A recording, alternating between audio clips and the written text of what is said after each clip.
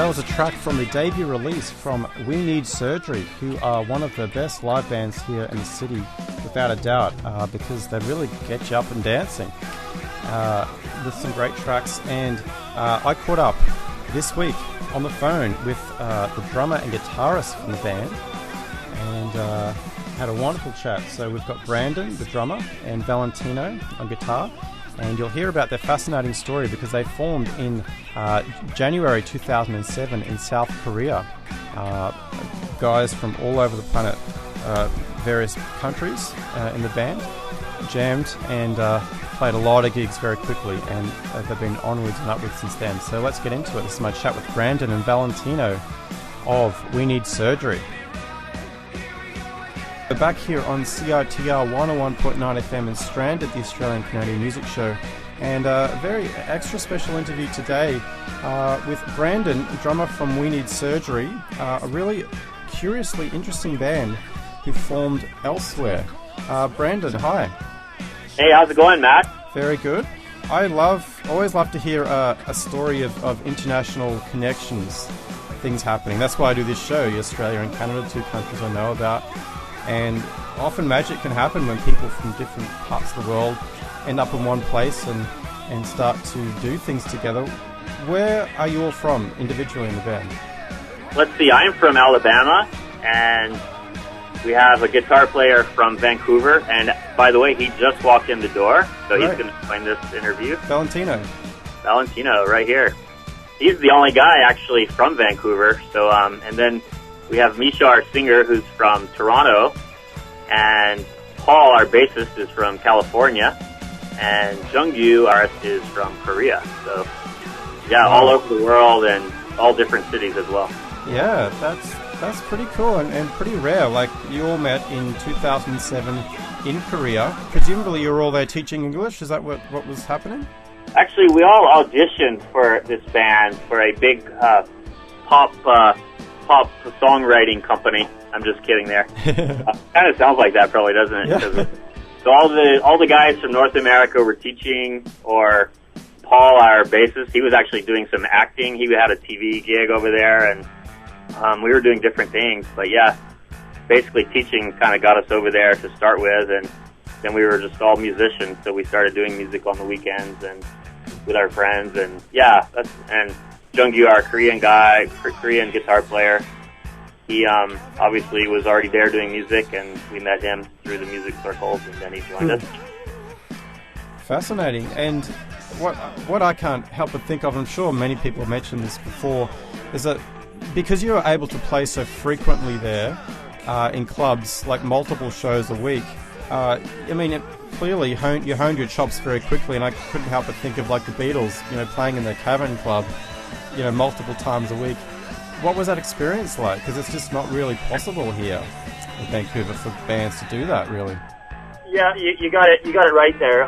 We pretty much learned our jobs on stage. We learned how to play music on stage, pretty much. I mean, we refined our whole style.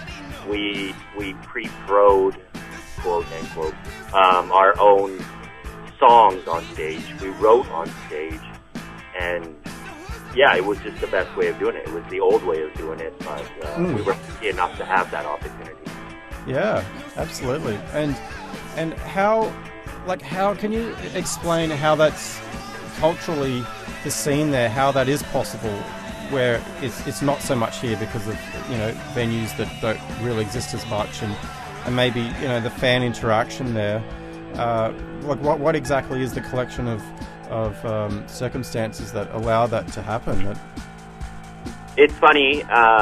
Wherever you go in the world, you realize that music is music, and it has the same emotional effect on people. It's just the reactions are different, and that's where the cultural aspects come in. People in Vancouver, for example, they like to listen and stand back and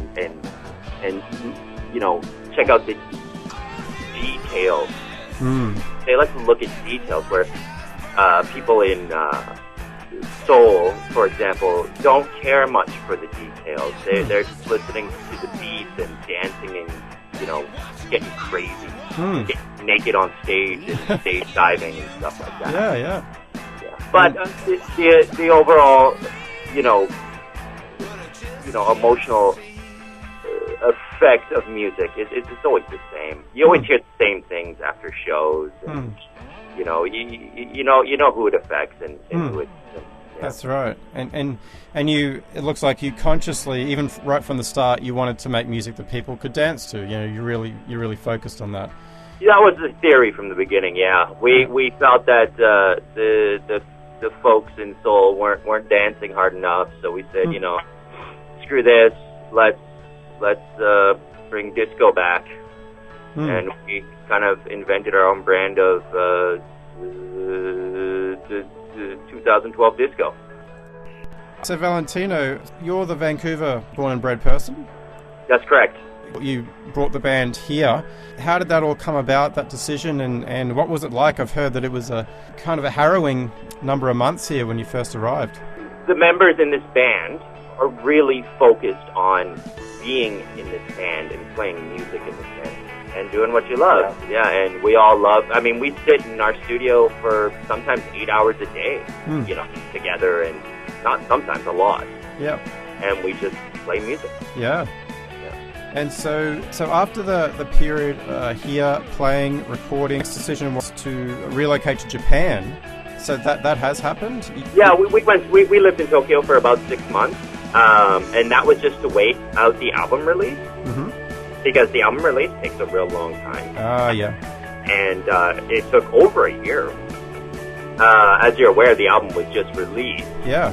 And we finished the recording of the album in 2011, I believe, August. So over 1 year ago, the recordings were finished. The mixes were finished in December 2011, and it was released just a few days ago. Yeah, September 25th, 2012. So we had some time, you know, and we decided just to. It was just for like visa issues and stuff like that. Not everybody could be in Vancouver. So we decided, you know, just to, you know, have some fun and play music and hang out in Tokyo and work and support ourselves and shoot a video. And that's what we did. Oh, interesting story. And so that experience in Japan, like, was that comparable to Korea? Like, is it possible? Not at all. Not at all. Really? No. Japan, they don't screw around down there. It's not easy to, you know, to get shows and to get on the scene. It's like you got to pay to play. There's a million bands that are just so good. The music scene out there is just, it's like, it's up there with New York and London. Wow. So it's you know, I'm not saying we're not good enough to compete with them. I'm just, there's a lot to compete with. Yeah, and a big investment in time. Like, you could go back and really. I think it's more the system than it is. It's just you have to pay to rent a venue to play there, where in Korea all the clubs were just inviting us to play all the time. Yeah. And we didn't have to set up the shows. They were just always there for us any night we wanted to do a show. And then in Japan, logistically a lot more difficult, and you know, financially harder, because you have to show the venue that you're going to be bringing in a crowd. And we just moved there, so we didn't really have a crowd yet. So yeah, Japan was totally different story for us. Wow, that's so interesting. Yeah, to just get this different, how things are different in so different realms. And then so back here in Vancouver, I saw you a year or so back, and now recently, Olio, you played the Olio Festival. Yeah, we did. Yeah, how was that? Like, how have you seen the audience fan reaction developing over the last year or so here at Vancouver? Well, kind of like Valentino just said a minute ago, just it's a totally different kind of crowd reaction here. So it's very kind of observing and listening to the songs and the instruments, and so yeah, it's just totally different. But it's the experience in the Olio Festival for me was kind of the same as any show we've done in Vancouver, where the audience is not so much dancing and kind of letting it all hang out, but more just kind of observing the band. Yeah. Well, we'll see if that might shift, because I think dancing is what we all need a bit more of, and you never know. Yeah. Because speaking of which, I can think of one man who would be dancing, and that man's name is Joel. He's actually a mutual friend, Joel, who you all met in Korea. Yeah. And he got me into you guys. He told me about We Need Surgery. He said, you've got to look them up and play them, and I did. And tell me about Joel, because he's a great guy. I've learned a lot from him about Vancouver. He's really been here for a long time. And who is the man, the myth, Joel? Yeah, he's just been great. Like, he was so involved in the music scene and promoting festivals and organizing them, and so we met him kind of through that, and just hanging out with him and doing gigs at clubs that he kind of was involved with. Okay, that was track 7 from the debut release by a band called We Need Surgery. Fascinating group that is based in Vancouver, but who formed in South Korea. And you've been hearing my interview that I recorded today with Brandon and Valentino. Brandon's the drummer, Valentino is guitarist. So we've one short little part left to go, and then we'll be nearing the end of the show, and a few more Canadian tracks if we get time. So this is my last little bit of a chat with Brandon and Valentino from We Need Surgery. So we have an album that has literally been out in the last couple of days. Yeah, just so it was recorded by who was the producer? Dave Ogilvy.